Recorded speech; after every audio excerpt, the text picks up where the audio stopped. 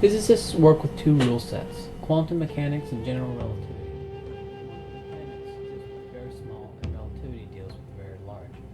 The theories are not compatible, and attempts are constantly being made to unify the theories, but nobody would demand from any individual physicist a grand unified theory of physics. But that is precisely what we demand from politicos.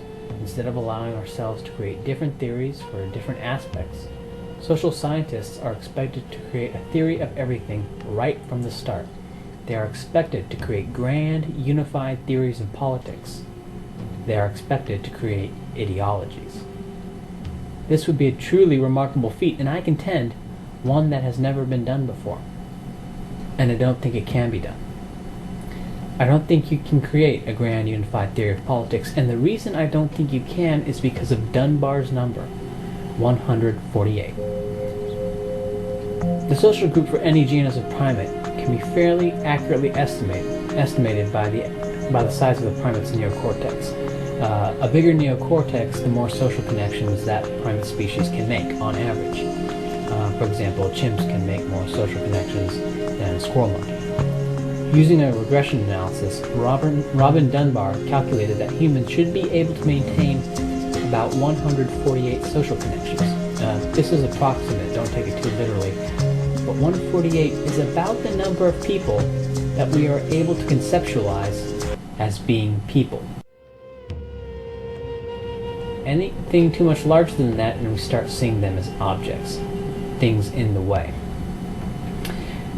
And more casually, 150 is a number seen over and over again in optimal group size. You can look at football teams, you can look at notions of optimal company division size, basic army units, academic discipline size, ancient army divisions. But more telling are the Hutterites, which are a communal religious organization, and they tend to split off into new settlements once a settlement reaches about 150. Because at that number, communal incentives begin to break down. Let me put it this way. 148, which is when communal incentives begin to break down, is when communism starts to fail, and where individual incentives start to take over. Understanding Dunbar's number explains a lot of the pathos for socialism. It explains the Shea romance and all the mystique surrounding the Bolsheviks. These movements are really back to nature movements, back to communal living before the tribe was larger than 148. And it also explains why these movements fail when applied to a larger scale. A tribe of 10,000 cannot be sustained communally. When a tribe reaches a certain size, a market must be created to allow individuals to receive benefit for their work based on the value of their work. Otherwise, they won't work at all, because they don't care about most of the people in their tribe. They're just vague objects. They're not human beings. They cannot be conceptualized as human beings. And this is what I wanted to say. And I believe that any economic left movement is nothing more than an emotional siren call from the ancient, less than 148 people past.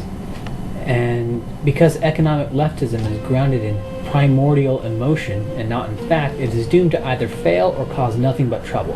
And this is certainly a bitter pill for die-hard economic leftists to swallow, telling them that their entire ideology is based on emotion and the ass-word Keynesian rationalizations for those emotions. And that's just one example of how the less than 148 human mind often fails to create structures in the greater than 148 world we live in. And any serious politico should recognize the emotions of the small and the rationality of the large.